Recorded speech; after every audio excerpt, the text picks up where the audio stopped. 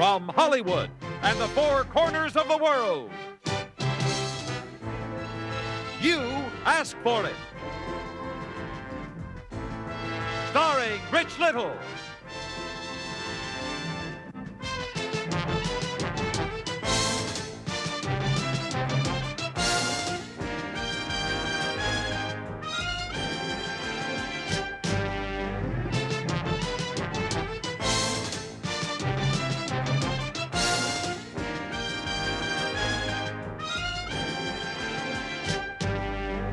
Here's the star of You Asked For It, Rich Little.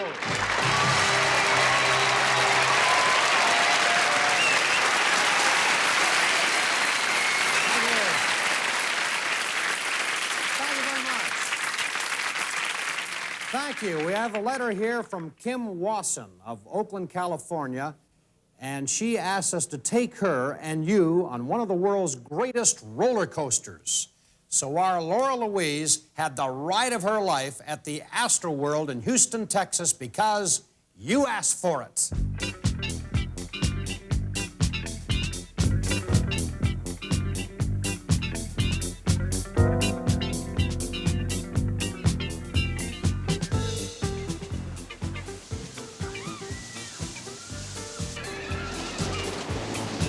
Hi, everybody. We're here at Astroworld in Houston, getting ready to ride the Texas Cyclone with Dr. Robert Cartmill, who says this is the best roller coaster ride in the world.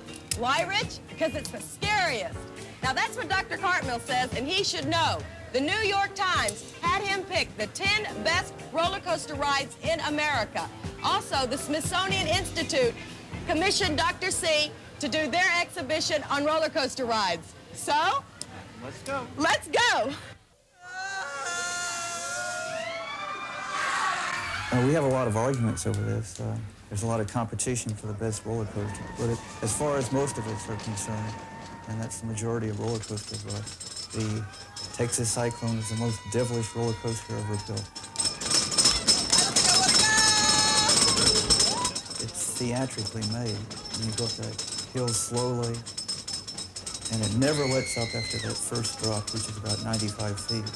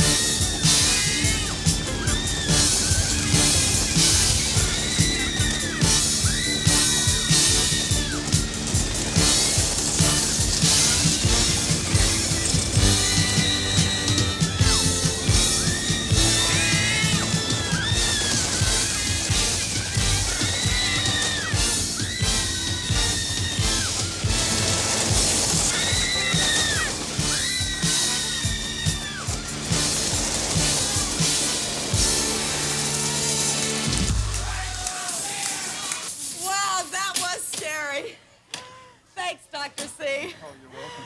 Oh, this is Laura Louise riding the Texas Cyclone because Ken Wasson of Oakland, California, you asked for it.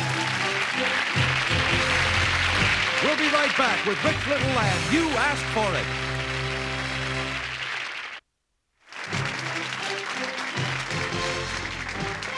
I remember on the original You Asked For It, Jack Smith showed the audience how Hollywood put the shoot in the shoot-em-ups.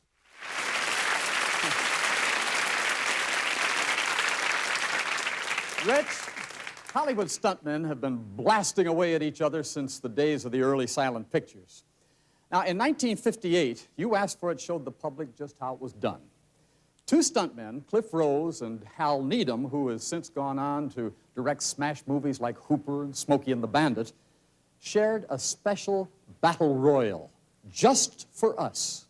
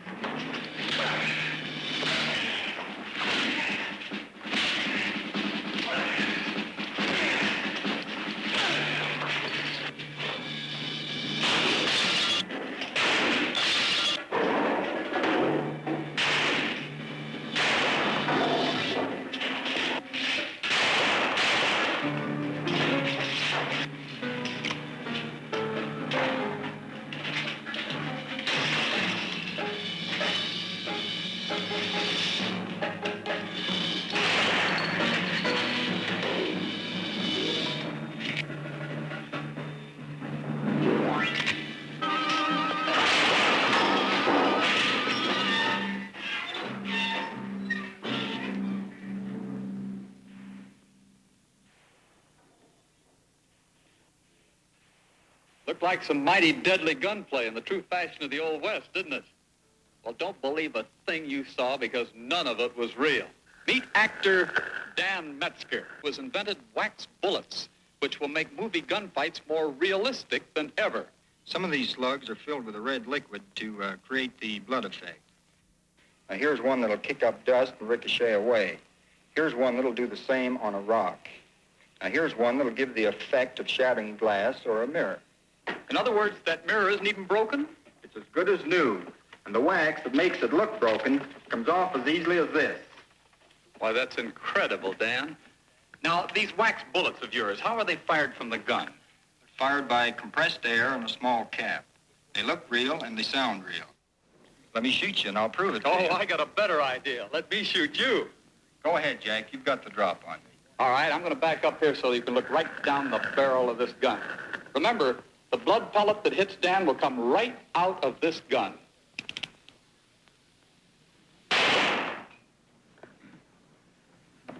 Boy, that sure looks real. Well, our thanks to you, Dan Metzger, for showing us the very latest in movie magic. It's my pleasure, Jack. In Hollywood, you can't believe anything, not even things you see with your own eyes.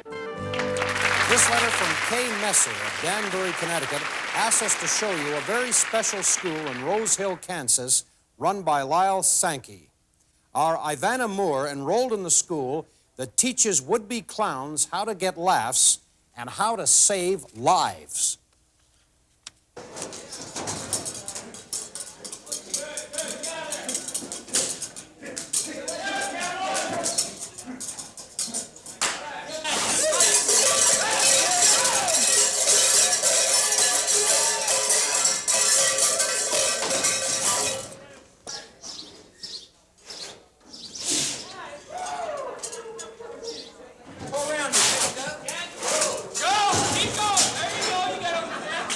Basically, to start out, what we're here for is to save lives. That's what we do.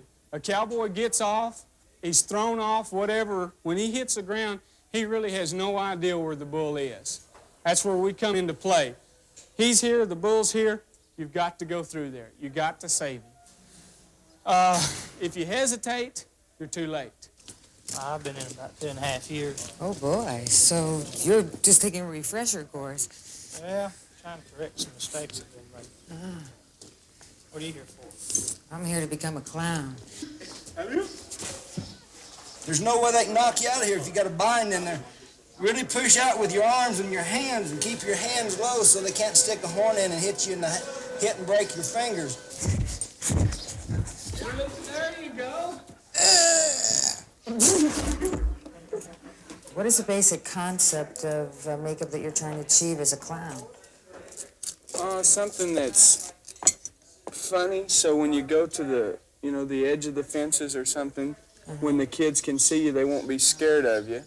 And something that's relatively simple, so it doesn't take you all day to put it on.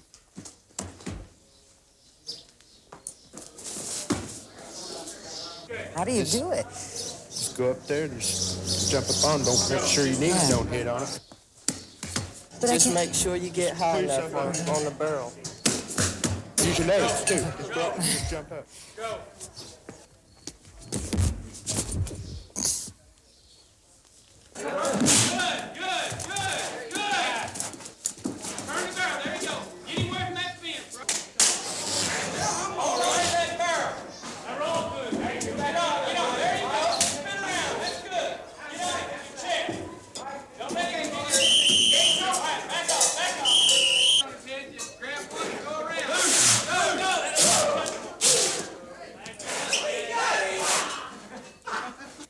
This is a big sucker. Well, but don't worry about it.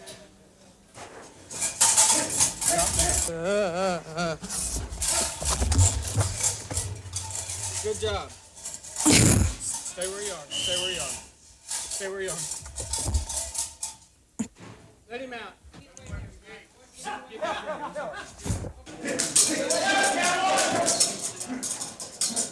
Before I came here, I was a real city girl, a greenhorn.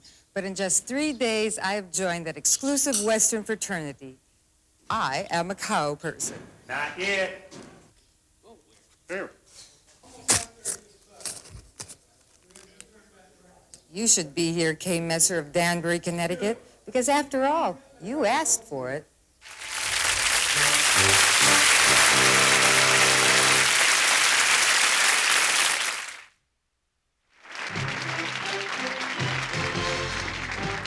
This letter from Dan Janet of San Diego, California, sent our Desiree Goyette all the way to Stonehenge, England, for a trip back in time, way back in time.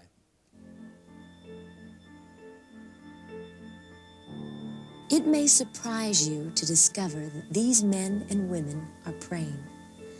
They are asking the gods for deliverance from the darkness of night and the evil that lurks in each man's soul. They are Druids, members of a sect descending from one of the first prehistoric religions. They are celebrating the summer solstice, the first day of summer, at Stonehenge, prehistoric man's greatest monument located in the plains of Salisbury in southwest England. The ceremony is held at dawn on the longest day of the year. The rising sun celebrates the disappearance of darkness and the dawning of inner tranquility.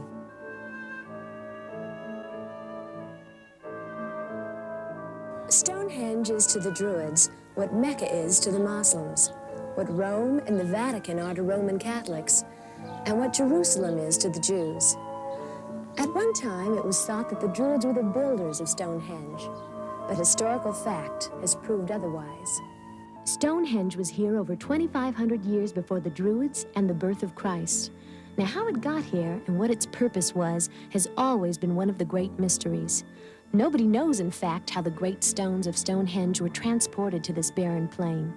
Each stone weighs about 28 tons, and the nearest source for such stone is 300 miles away. It could have taken over 1,000 years to build. And in the knowledge of justice. Even though they can't make any valid historical claims to be the creators of Stonehenge, the Druids do seem to have an emotional stake here. And in the love of all existences. They are the high priests of magic, and in our world of pocket computers, frozen foods, and synthetic fibers, their traditional bonds to a cult of mystery has direct appeal. Remember Merlin, the magician of King Arthur's court? Well, he was said to have been a Druid. And it's his kind of magic and mystery that still shrouds this giant calendar, where 20th century Druids still look for deliverance to the stars and the heavens above. And we've joined them this year because Dan Janet of San Diego, California, you asked for it. Kenya, East Africa, an area far back in the highlands, almost untouched by modern civilization. Almost untouched. A dedicated 70-year-old American doctor lives here, and Sam Mirabello of Feasterville, Pennsylvania, told us all about him. In his letter, he said, Dr. Jim is an individual dedicating his life to helping the very depressed people. Our Janet Langhart has this story. This is the Kapsawa village in the highlands of Kenya. Just 30 years ago, this village was jungle, but today, it's home for 2,500 people, and it's the closest thing to a big city for some 15,000 others who live in the surrounding hills. And all because of one man, Dr. Jim Probst. Dr. Jim, as he's known to his patients, is a bush doctor. And for the past 45 years, he's brought medical services to the people of Kenya. To cover a territory as large as the state of Texas, Dr. Jim has flown in hundreds of small planes, pushed himself out of thousands of ditches, and somehow still managed to arrive in time to deliver the baby. Here in Kenya, one of the driest places in the world, the people often need water a great deal more than they do doctors. Well, Dr. Jim is both a physician and a brilliant hydraulic engineer. And he's the man who's personally responsible for the 2 million gallons of water that the people of the Kaspawa village use each year. Without this distribution of water, the villagers could not survive. Jambo, nzuri, nafuata mimi na maji sasa.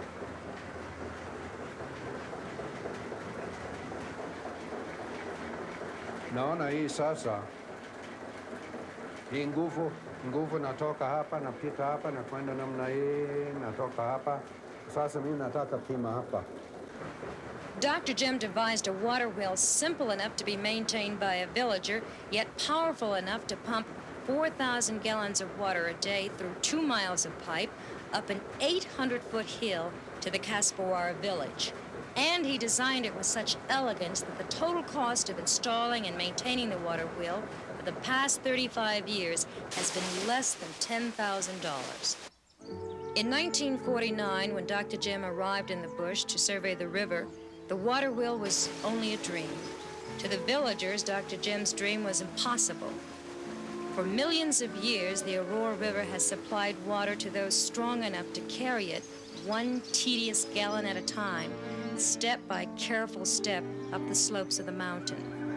The possibility of water from a tap some 800 feet above the riverbed was just too much to be believed.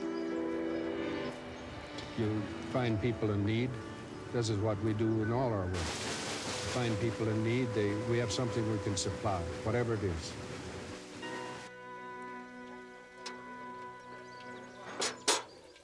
As difficult as it is to walk up the side of a mountain 800 feet all the way to the top, I can't imagine what it must have been like for Dr. Prost 33 years ago to cut his way through this dense jungle. But he did, and he brought a miracle of technology which provides over 1 million gallons of water for the people of the Kaspawara village here in the highlands of Kenya.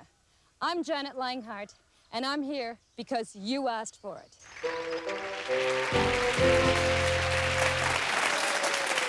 That Dr. Jim is fantastic. Wouldn't it be great to have a doctor who not only made house calls, but stuck around to fix the plumbing?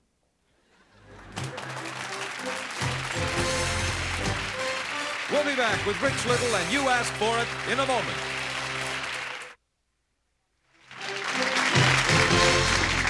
As you're about to see, the Japanese have come a long way since their ceremonial dance, the traditional kabuki. Takinoko is a craze that's performed by about 2,000 teenagers in the streets.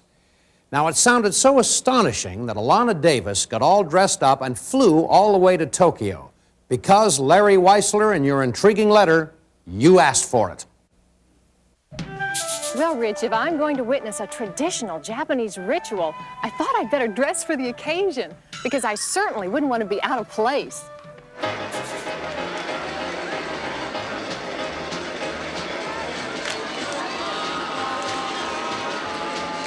Well, this certainly isn't what I expected.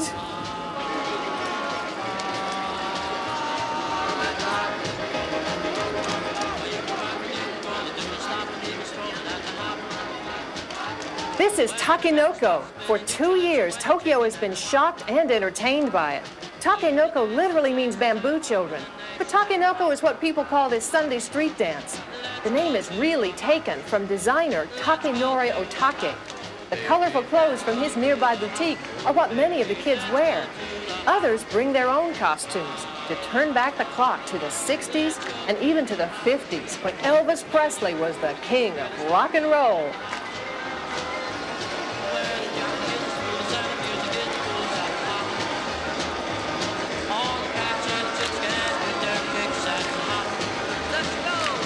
Some call this youth rebellion, but if it is, it's a different kind. No drugs, no fights, and no trouble, really. So far, the only problems come from the girls changing clothes behind the bushes. Now, why change clothes behind the bushes, you ask? Well, that's because most parents frown on Takinoko and forbid their children to take part in it.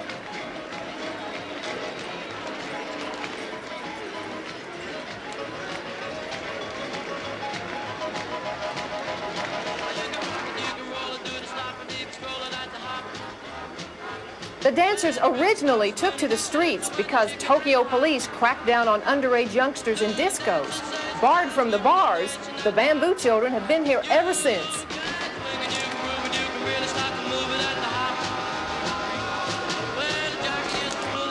Well, I sure picked the wrong thing to wear to this Japanese ritual, didn't I?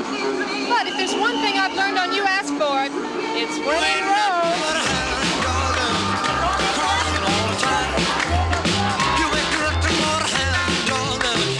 Cry